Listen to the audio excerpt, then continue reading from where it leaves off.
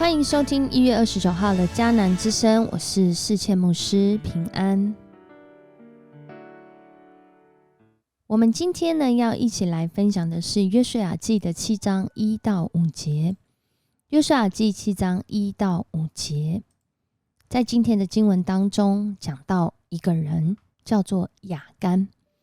他违背了上帝对以色列人要迎娶迦南美地的命令，就是他取了当灭之物，就是拿了这些在战争当中的战利品，没有归给上帝，没有毁灭他们。这件事情有这么严重吗？因为在今天的经文说，耶和华的怒气就向以色列人发作，或另外一个版本说，他没有遵守这命令，所以上主向以色列人发烈怒，上帝的怒气就临到了以色列人。接下来这个上帝的怒气竟然让以色列人打了第一场在迦南地的败仗，而且这败仗原本是不该败的仗。怎么说不该败的仗呢？因为这城连以色列人自己去窥探的时候都说，这个地方不用大家都去，只要2-3千人上去就可以攻取这个爱城，不需要劳师动众。但是等到他们真的去攻打的时候，他们竟然这3000人在爱城人的面前逃跑，甚至这当中有36个以色列人被击杀，还被追赶。在那个时候，众人这些以色列人，他们的信心被重挫，他们失去了那个原来很有信心很有勇气要来征战得胜的心志。在这里形容他们众民的心就消化如水，或者另外一个版本说，因此以色列人勇气尽失。这样的事情有那么严重，竟然让他们打了败仗，而且勇气尽失。在今天的经文里面，我们要来祷告的经文就是诗篇的96篇13节。在这里讲到违背上帝的命令这件事情，它为何严重？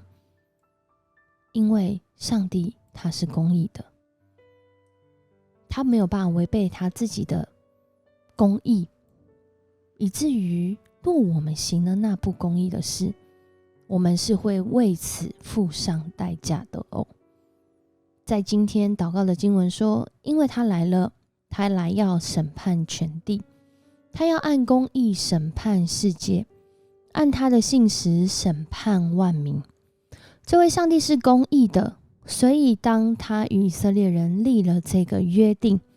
要以色列人遵行顺服在他的带领当中。但是当亚干这个以色列群体中的一员违背上帝的约定的时候，他所代表的以色列人也等于一同违背了上帝的心意。上帝是公义的，是信实的，他应许以色列人要进入迦南地，但他却也是公义的。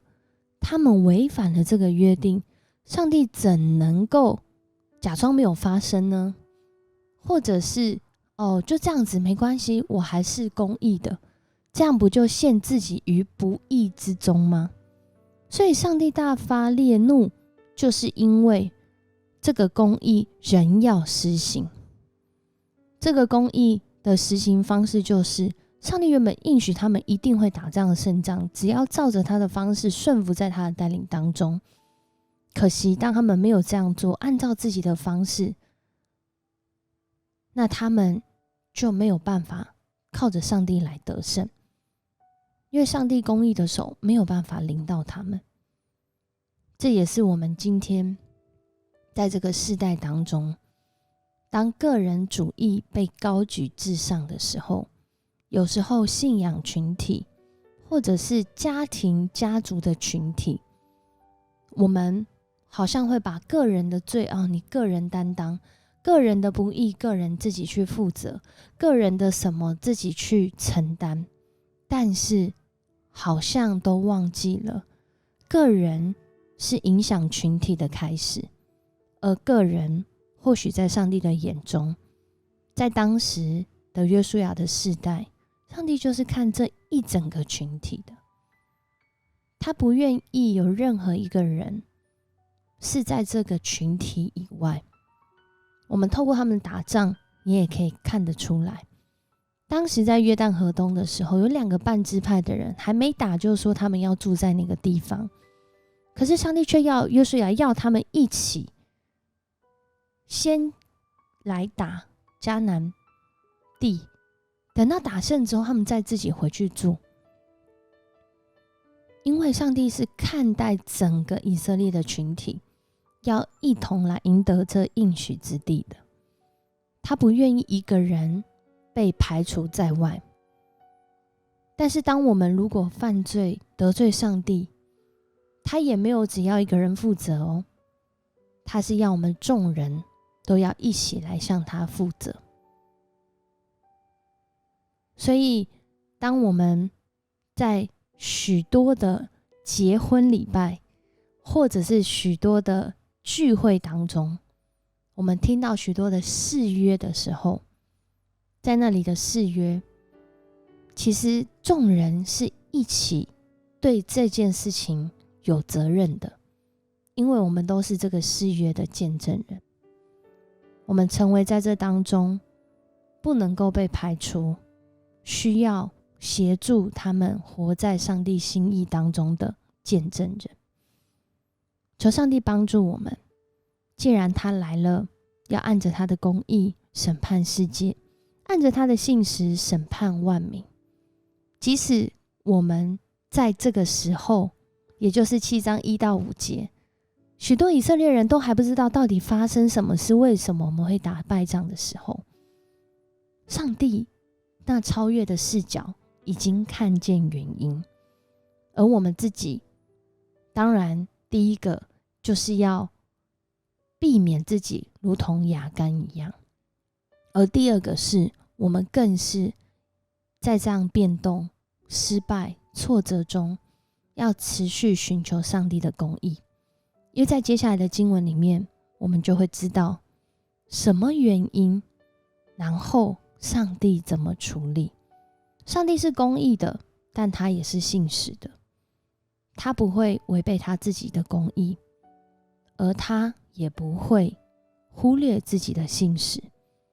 而我们只要赶快来转向他，持续的跟随他，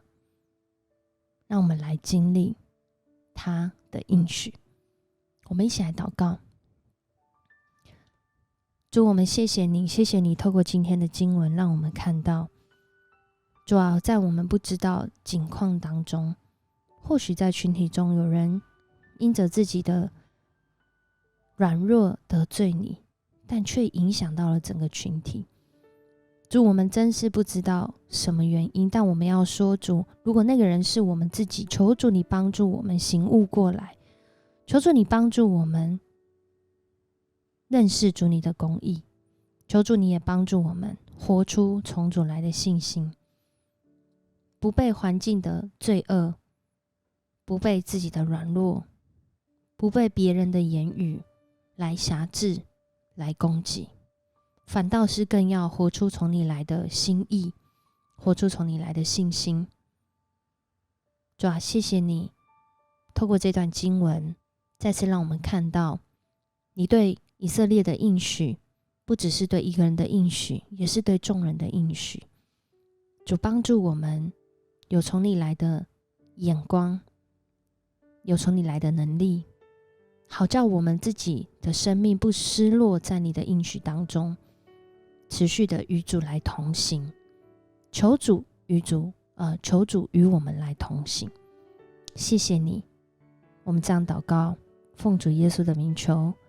阿们。谢谢你收听今天的迦南之声，愿上帝赐福你，在这个不容易，甚至有时感觉充满罪恶的世代，能够坚定站立在上帝的公义，站立在上帝的信实当中，也让我们常常发现自己需要回转上帝的地方。愿上帝赐福你，我是思谦牧师，我们下次见。